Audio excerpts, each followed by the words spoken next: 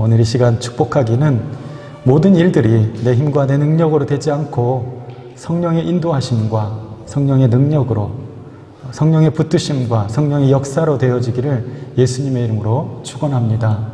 여러분의 삶도 마찬가지로 여러분이 앞으로 어떻게 해야 될지, 어떤 일 가운데 나아가야 될지, 이 모든 일들 가운데 성령의 은혜가 함께 하시기를 예수님의 이름으로 축원합니다.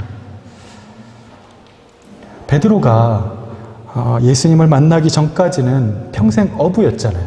그냥 평범한 전형적인 갈릴리 바다에, 물론 거긴 바다라고 하지만 원칙상으로는 호수죠. 호수에 정말 잔뼈가 굵은, 누가 봐도 어부였습니다. 갈릴리 바다를 누구보다 잘 알았고 고기 잡는 법이라면 둘째가라면 서러울 정도로 탁월한 전문가였습니다. 예수님은 깊은 곳에 가서 그물을 던져보라고 했었을 때 베드로는 분명히 이렇게 처음 대답합니다. 제가 이미 다 해봤습니다. 안 해본 줄 아십니까? 까지는 안 했지만 제가 이미 다 해봤습니다. 그러나 주님께서 말씀하시니까 한 번 더 해보겠습니다. 이렇게 대답을 했거든요. 이미 해본 것을 왜 또 해보라고 하는가? 왜 실패한 자리에 또 가라고 하는가? 순종하고 난 후에야 알게 되었지만 자신의 사명이 단순히 고기를 낚는 데만 있지 않다는 것을 두 번째 갔을 때 깨달은 거예요. 아, 나보고 고기를 낚으라는 게 아니었구나. 이상한 떨림과 이상한 성령의 그 은혜를 입은 거예요. 뭐지? 여기서 막 기뻐야 되는데, 제가 이 이야기는 자주 비유를 많이 말씀을 드려요. 기뻐야 되는데 지금 이렇게 대박이 난 상황에서 말이죠. 그런데 그 상황 속에서 고기를 낚고 있는데, 아, 내 사명이 이게 아니구나 하는 걸 먼저 깨닫고, 내가 그동안 단지 이것 좀 더 낚는 것만 생각하면서 살아온 사람이었구나. 내 인생이라는 게 지금까지. 이걸 깨달은 거예요. 그동안은 진짜 그물질 잘하고 고기 좀 더 많이 낚고 다른 사람보다 조금 더 많이 잡으면 그걸로 막 오늘 내가 좀 이 정도 하는 사람이야. 이렇게 살았어요. 근데 그게 별 의미 없다는 것을 깨닫게 된 거예요. 여러분, 여러분의 하는 일들 가운데 인생의 전환점이 있을 수 있어요.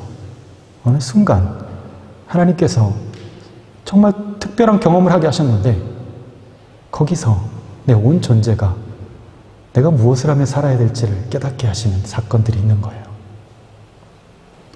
그 상황에서 주님 감사합니다, 대박입니다 라고 하지 않고 주여 나를 떠나소서, 나는 죄인입니다. 이 엄청난 고백이에요. 자신의 예상을 깨고 엄청난 고기를 잡은 그 현장은 누군가는 대박 이렇게 할 줄 모르겠지만 베드로는 자신의 수고와 예상과 또 노력에도 결국 그 실패해버린 그 자리에서 어쩌면 수고스럽게 왜 또 가야 하는지, 아니 가기 싫은 마음이 들 수 있었던 그 현장에서 자신의 경험과는 상관없이 이건 뭐지? 이건 그냥 기적이라고밖에 말할 수밖에 없는 상황을 맞닥뜨린 거죠. 뭐야 이건? 인간의 어떤 능력을 넘어서 버린 일들이 일어나는 거예요. 여러분이 하는 일들, 감당하고 있는 일들 어느 정도 하면 이 정도 되겠지? 하는 그 예상을 완전히 뛰어넘어 버리는 사건이 발생한 거예요. 그 앞에서 와, 이거는 그냥 뭐 이렇게 계산하고 이렇게 이럴 상황이 아닌 거죠. 그냥 하나님이 하셨구나. 뭔가 인간의 힘 말고 어떤 절대자의 힘이 있구나. 그걸 깨달아 버린 순간 말이죠.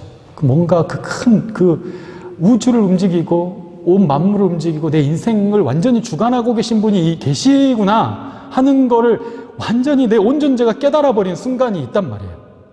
바로 베드로가 지금 그 사건을 만나고 나서 그 다음에 어떻게 했습니까?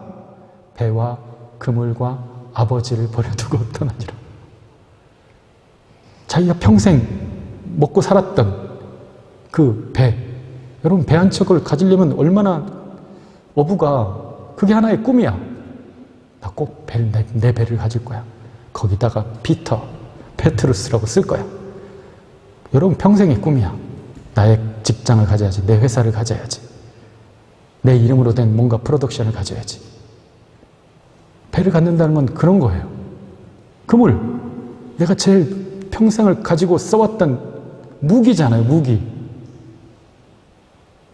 그것도 버려두고 평생에 일궈왔던 그 배를 버려두고 그리고 내가 그들을 위해서 살았다고 하는 그 가족을 두고 예수를 쫓으니라. 이게 어떻게 되냐고요.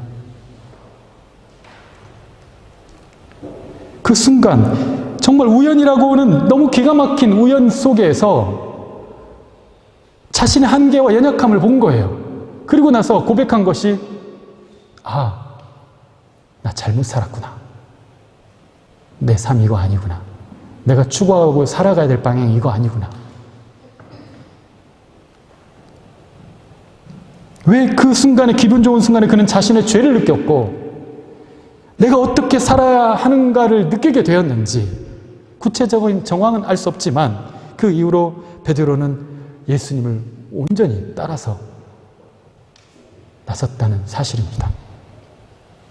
여러분 그렇게 예수님을 따라 나선 베드로였지만 늘 성질이 급하고 생각보다는 말이 먼저 튀어나오고 생각보다는 행동이 먼저 가는 좀 이렇게 하나 둘 셋 정도를 생각하고 해야 되는데 먼저 이렇게 저지르는 스타일이야.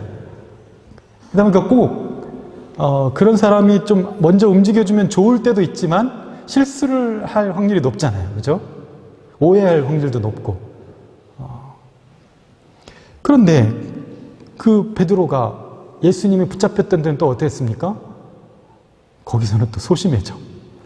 두려움 앞에서는 또 비겁하게 저 잘 모르는 분인데요. 또 이렇게 해요. 언제는 막 제가 다 하겠습니다.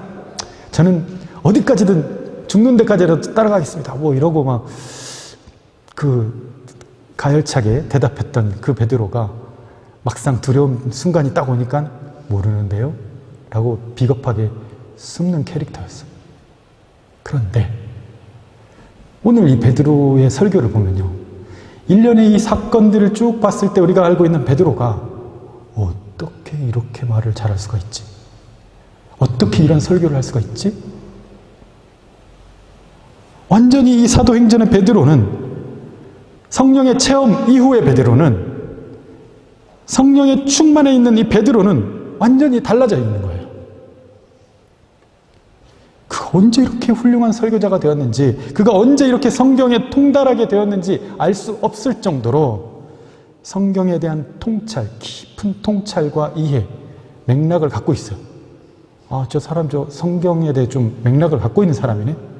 성경 공부를 해보면 여러분들이 이렇게 딱 제가 얘기를 들어보면 맥락이 있구나. 훈련이 되어 있다는 거죠. 보여요. 또한 온전한 확신을 가지고 지금 예수님은 주님이라고 확신을 가지고 선포하고 있습니다. 그럼 36절 같이 한번 또 읽습니다. 36절 다시 한번 시작. 그런즉 이스라엘 온 집은 확실히 알지니 너희가 십자가에 못 박은 이 예수를 하나님이 주와 그리스도가 되게 하셨느니라 하니라. 아멘. 다시 한번 시작. 그런즉 이스라엘 온 집은 확실히 알지니 너희가 십자가에 못 박은 이 예수를 하나님이 주와 그리스도가 되게 하셨느니라 하니라. 아멘. 너희가 예수님을 죽였지만 그분은 다시 살아나셨고 하나님께서 그분을 주와 즉 원래는 우리가 주라는 게 주인 주자잖아요. 나의 주인이라는 거예요. 내 삶의 주인, 내 인생의 주인. 그러나 여기서의 이 주의 표현은 온 세상을 다스리시는 주인의 의미로 사용하고 있어요. 그리고 주와 그리스도, 메시아, 온 세상을 구원하실 메시아로 삼으셨다. 이걸 지금 담대하게 선포하고 있는 거야. 근데 이제 재밌는 것은 베드로가 지금 사실은 정죄했어요. 정죄. 일명 찌르는 설교를 했단 말이에요. 너희가 죽인 그 예수가, 이렇게 지금 얘기한 거예요. 돌려서 얘기하지도 않고 아주 돌직구를 탁 날렸어. 사람들이 이 설교를 듣고, 이 말을 듣고, 이런 돌을 든 게 아니고 오히려 완전히 다른 반응을 보입니다. 우리 37절, 그 다음 절 한번 읽습니다. 시작. 그들이 이 말을 듣고 마음에 찔려 베드로와 다른 사도들에게 물어 이르되, 형제들아, 우리가 어찌할꼬 하거늘. 우리가 어찌할꼬. 말씀을 들었는데 분명 나를 혼내는 설교를 했어. 들었어. 뭐야, 왜 저래? 왜 나한테 꼭 집어서 나한테 하는 말 같은데? 이렇게 듣는 게 아니고, 아, 이거 성령께서 내게 찌르시는 말씀이구나. 성령님, 저 어떻게 해야 돼요, 그러면? 이렇게 반응을 한다는 거예요. 완전히 다르죠. 놀랍게도 지적하고 거부 반응을 일으키고 반항하고 싶은 마음이 아니라 자신들을 예수님을 죽인 자들이라고 정죄하는 듯한 설교였음에도 불구하고 놀랍게도 그것을 다 수용할 뿐만 아니라 인정할 뿐만 아니라, 그러면 내가 어떻게 해야 됩니까? 라고 도리어 읊조리면서 묻는 거예요. 여러분, 사람의 지식은 사람을 오만하고 또 사람을 지적하게 하지만 성령은 사람을 겸손케 하고 낮춥니다. 낮추어서 자기 자신을 돌아보게 하고 주님의 은혜와 긍휼을 구하게 합니다. 마음이 가난해진 그들에게 무슨 말을 해야 할지도 성령께서는 베드로를 통해서 지금 말하게 하십니다. 지금 제가 표현을 이렇게 썼죠. 베드로가 그렇게 말했습니다가 아니라 성령께서 베드로를 통해서 말하게 하셨습니다. 왜? 지금 이 베드로의 이 설교는요, 인간적인 그런 어떤 장문을 통해서 나온 게 아니에요. 성령이 충만하면서 그 입을 열어서 쏟아내게 만드시는 거예요. 38절 읽습니다. 그들에게 그럼 어떻게 할꼬 하니까 그 대답으로 38절 시작. 베드로가 이르되 너희가 회개하여 각각 예수 그리스도의 이름으로 세례를 받고 죄 사함을 받으라. 그리하면 성령의 선물을 받으리니. 아멘. 세 가지의 내용이 들어가 있죠. 회개하라, 세례를 받으라, 그리고 죄 사함을 받으라. 회개하라는 직접적으로 내가 하는 것이죠. 세례를 받으라, 세례는 받아야 되는 거고, 근데 죄 사함도 받으라. 우리 용서를 구하는 게 아니에요. 용서해달라고 해라가 아니라 죄 사함을 받아라. 그러면 성령의 선물을 받을 것이다. 여러분, 회개는 무엇입니까? 회개해라.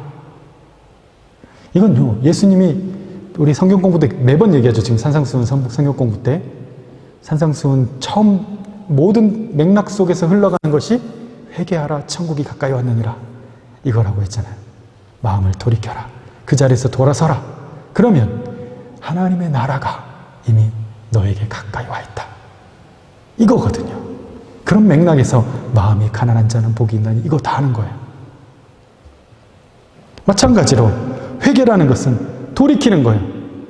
길을 가다가 내가 지금 잘못된 길로 가고 있다는 것을 알았어요. 여러분 어떻게 해요? 그러면 끝까지 가요? 아니죠. 돌아서야죠. 아, 이거 아니구나. 더 이상 그 길로 가지 않는 거예요. 회개예요. 돌아섰어요. 그리고 이제는 새로운 길을 갑니다. 돌이킨 것입니다. 회개한 것입니다. 세상의 품에 있다가 이제는 아버지의 품에 안기는 것입니다. 즉, 세상의 방식으로 세상이 다스리는, 그런 세상의 가치관이 다스리는 그 세계 속에서 빠져나와서 이제는 하나님의 방식, 하나님의 가치관 속으로 들어가는 거예요. 아, 이거 아니구나. 베드로가 그 상황에서 아, 이거 아니구나. 나 잘못 살았구나. 라고 깨달았던 것처럼 말입니다.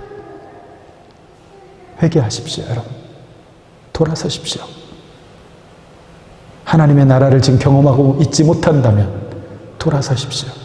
마음에 기쁨이 없고 평안이 없고 성령의 충만함 가운데 살지 못하고 있다면 돌아서십시오.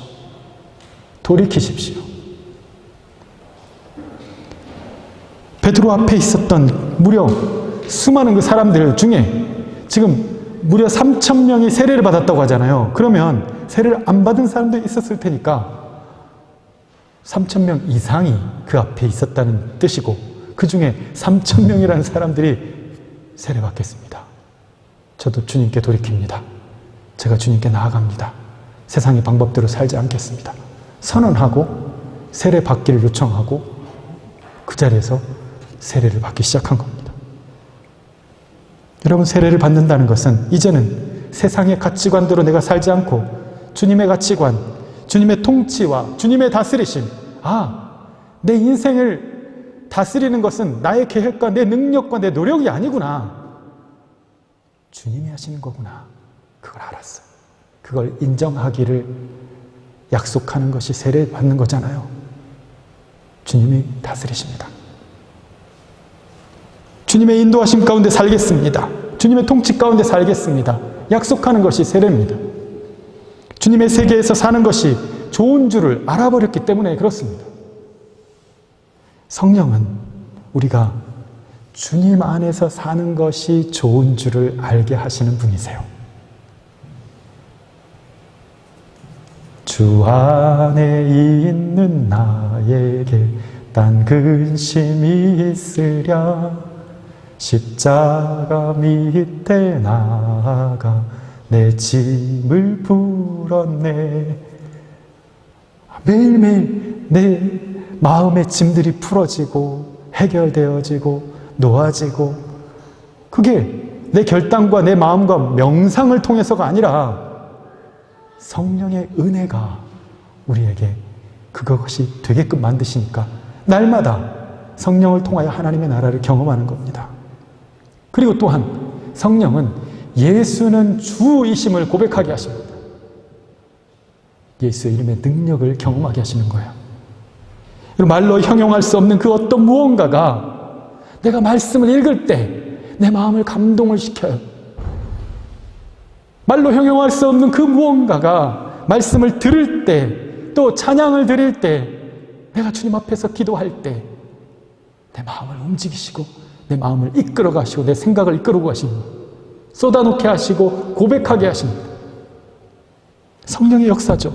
때로는 깊이 참여하게 하시고 때로는 깊은 아픔을 꺼내어서 치유해 주시기도 하시면서 결국 주님의 그 손이 나를 만지시고 뭔가 이 세상에 사람들의 이성과 지혜가 아닌 커다란 그 힘이 나와 함께 하심을 느끼게 해주시고 그 힘의 이름이 바로 하나님의 이름인 것을, 그분이 너무나 나와 가까이 계셨다는 것을 알게 해주시는 것도 바로 성령님의 역할입니다. 여러분, 베드로만 보아도 성령께서 역사하신 후에 사람이 어떻게 변하는지를 우리가 알 수 있잖아요. 물론 자기가 그런 경험을 통해서 예수님을 따르겠다 하고 따랐어요. 그러나 성질이 막 이렇게 변한 건 아니에요. 그런데 이 사람이 완전히 그 전에는 두려움 앞에서 난 예수님을 모릅니다 라고 했던 사람이, 그 비겁함이 나중에는 제가 어떻게 예수님과 똑같이 똑같이 바른 십자가에서 죽을 수 있습니까? 저는 거꾸로 죽겠습니다 하고 오히려 더 고통스러운 죽음을 선택하면서 순교할 수 있냐는 거죠. 성령께서 역사하신 후에 달라진 겁니다. 성령이 임한 이후에 내게 놀라운 변화가 있었는데, 첫째는 내가 추구해온 것이 얼마나 헛된 것인지를 바로 알아버렸고, 둘째는 내 안에 얼마나 많은 욕망이 있는지, 그 욕망이 얼마나 잘못된 방향으로 나를 이끌고 가고 있었는지, 사람들과의 관계 가운데서도 또 내 꿈을 설정해가는 그 순간순간마다에서도 말입니다. 중요한 갈림길에서마다 잘못된, 좋지 못한 선택을 하게끔 만드는 거예요. 여러분, 그래서 죄사함을 받는다라고 얘기합니다. 받는다.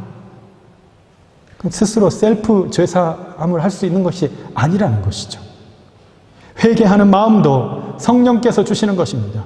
마음의 찔림도 성령께서 주시는 선물이에요. 여러분 마음에 설교를 듣거나 또는 찬양을 부르거나 어떤 상황 가운데서 마음에 찔림이 있다는 건요, 감사한 거예요. 성경에 보면요, 이 반대말이 뭐냐면 찔림이 없는 사람이 아니라 양심의 화인 맞은 사람. 뭐예요? 아무런 감각이 없는 사람. 우리가 제일 나쁜 게 뭐라고 해요? 무관심이에요. 무관심. 아무것도 느껴지지 않고 아무런 감동도 없고 아무런 의욕도 안 생기는. 그런데 어느 순간 말씀이 나를 막 찔러요. 나 이렇게 신앙생활하면 안 되는구나. 나 이렇게 예배드리면 안 되는 거구나. 나 이렇게 주님과 가까이 하지 않으면 안 되는 거구나. 이게 막 보이고 깨닫게 되고 하나님 앞에 죄송스럽고 미안하고 그러면서도 그걸 깨닫게 해주신 주님께 감사함이 드는 거예요. 여러분, 그 찔림으로 주님께 나아가도록 하십니다. 계속적으로. 오늘 여러분 마음 가운데 주님께 나아가도록 하는 찔림이 있기를 바랍니다. 날마다 말씀을 대할 때마다 주님께 더 가까이 갈 수 있는 찔림이 있기를 바랍니다.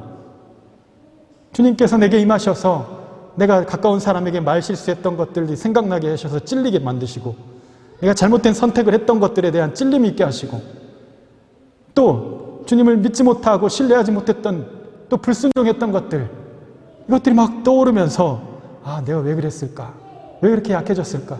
뭘 그렇게 두려워했을까? 왜 그렇게 염려하게 되었을까? 생각하게 되는 것이죠. 여러분, 죄사함, 즉 죄를 용서받고 죄로부터 벗어날 수 있게 하시는 것도 성령의 도우심입니다. 왜 죄사함을 받아야 될까요? 내 안에 어두운 것과 더러운 것과 온갖 복잡한 것들, 세상의 욕망들이 다 사라지고 난 이후에 하나님의 나라가 임하여야 하기 때문에 그렇습니다. 주님의 나라가 여러분을 통치하시고 온전히 다스리시기를 간절히 축원합니다. 우리가 신앙생활하는 건 그거 하는 거예요. 여러분, 주님의 나라가 임하는 거예요. 날마다 주님의 나라가 우리를 통치하는 겁니다. 그것을 위해서 기도하는 거예요. 그것을 위해서 마귀의 괴계를 속지 않기 위해서 기도하는 거예요. 싸우는 거예요. 예수님도, 세례 요한도 처음부터 외쳤던 것은 회개하라 천국이 가까이 왔느니라 였습니다. 천국, 하나님이 다스리는 나라예요. 여러분 마음 가운데 천국이 임하기를 간절히 축원합니다. 하나님이 다스리는 나라, 내 마음 가운데 내 이성과 내 생각이, 또는 나를 어떻게 할 수 있는 사람이 한 말과 협박과 그 사람이 말한 평가가 나를 다스리는 나라가 아니라 내 마음과 내 인생은 하나님이 다스리는 나라가 되는 거예요. 가슴 펴도 됩니다, 여러분. 위축되지 마세요. 사람들의 또 상황에 누가 어떤 말 했다고 그래서 너무 위축되지 마세요. 그것조차도 내 마음은 그 사람의 말이 다스리는 나라가 아니라 하나님이 다스리는 나라, 천국이 가까이 왔느니라. 우리의 마음을 돌이키고, 내가 잘못 마음을 가졌던 것들을 돌이키고 또 돌이키고 또 돌이키고 회개하고 회개하고 회개하면 그 가운데 하나님의 나라가 임하는 것입니다. 인생들이 더 이상 나를 다스리지 않는 나라, 나 자신마저도 나를 컨트롤하지 않는 나라, 하나님이 다스리고 인도하시고 하나님이 복 주시는 나라, 그 나라를 우리는 경험하며 살아야 합니다. 여러분, 복음은요, 예수 그리스도를 통하여서 하나님의 나라를 누리게 하는 거예요. 주님을 믿고 다 믿지, 우리 다 믿지. 좀 더 우리의 삶의 영향 가운데서 얘기를 하면 복음이라는 것은 뭐냐? 예수 그리스도를 통하여 하나님의 나라를 누리며 사는 것. 복음을 전한다는 건 뭐예요? 그 사람이 세상의 가치관이 아니라 예수 그리스도를 통하여서 하나님의 나라를 누리며 살게 하도록 돕는 거예요. 복음 전하는 거예요. 교회 다니라는 말보다 그것은 더 큰 말이고 더 본질적인 말이에요. 하나님의 나라가 임하도록 선포할 때 거기에 자유함이 있고 거기에 마귀가 떠나가고 어둠이 떠나가는 것입니다. 거기 하나님의 나라가 역사할 때 내 마음 가운데 두려움이 사라지고 염려가 사라져요. 여러분, 그렇게 우리 신앙생활 해야지. 예수 믿는다면서 왜 자꾸 눌려? 왜 자꾸 한숨 쉬어요? 왜 자꾸 안 된다고 해요?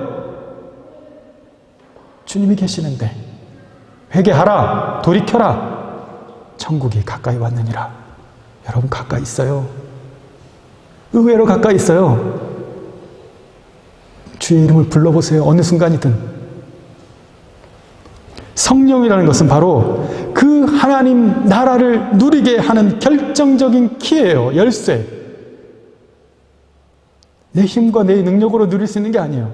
성령께서 그것을 누리게 해주시는 거예요. 성령 충만함은 뭐예요? 하나님의 나라가 완전히 나를 지배하고 있는 거예요. 성령 충만함. 주님이 온전히 나를 다스리고 있는 거예요. 내 생각과 내 미래에 대한 걱정과 근심과 아무튼 건강이든 뭐든 주님이 책임진다는 그 믿음이 확실한 거예요. 성령이 충만해지면. 그러니 여러분, 베드로와 같이 이름 없는 우리를 들어 쓰시고 예수가 주님이라고 담대히 말할 수 있는 확신을 주시는 성령을 사모하면서 기대하면서 살아갈 수 있기를 바랍니다. 여러분, 성령 가운데 있을 때 하나님께서 여러분 들어 쓰심을 느낄 거예요. 세상 가운데서는 내가 이름 없는 사람이고 실패한 자로 보일지 몰라도 성령께서 도우시고 여러분을 강권하셔서 이렇게 세우시고 내가 너를 들어 쓰고 있다고 말씀해 주시고 내가 너와 함께하고 있다고 말씀해 주시는 확신이 더 차오르는 거예요. 아니, 가장 실패한 상황 가운데서 어떻게 하나님이 나와 함께 하신다는 것에 충만해질 수 있으며 베드로처럼 가장 좋은 정말 최고의 그런 기쁨을 누릴 자리에서 내가 이것밖에 안 되는 사람이었고 내가 잘못 살았다고 말하는 이 엄청난 극과 극을 어떻게 경험할 수 있냐고요. 성령께서 하시는 일입니다. 여러분, 날마다 그 성령이 나를 통치하고 주관하시기를 기도할 수 있기를 바랍니다. 성령이 임하실 때 우리의 더러운 것들은 떠나가고 성령이 임하실 때 온갖 세상적인 욕망들은 사라질 것입니다. 성령이 임하실 때 진정 내가 무엇을 위해서 살아야 할지를 깨닫게 되고 보게 되고 가게 하실 것입니다. 그리고 동행하실 것입니다. 그리고 우리가 그것을 위해서 무엇을 위해서 구해야 될지 기도의 제목들이 생각나게 하실 거예요. 오늘 저와 여러분이 다시 하나님의 나라, 하나님의 통치 안으로 들어가는 그 회개, 그 돌이킴 속에서 날마다 여호와께로 돌아가고 또 돌아가고 하나님의 통치와 하나님의 나라에 거하면서 그 안에 머물러 그 안에 영원히 살아가는 저와 여러분의 하나님의 나라의 경험이 우리의 인생이 될 수 있기를 예수님의 이름으로 축원합니다. 같이 한번 기도하겠습니다.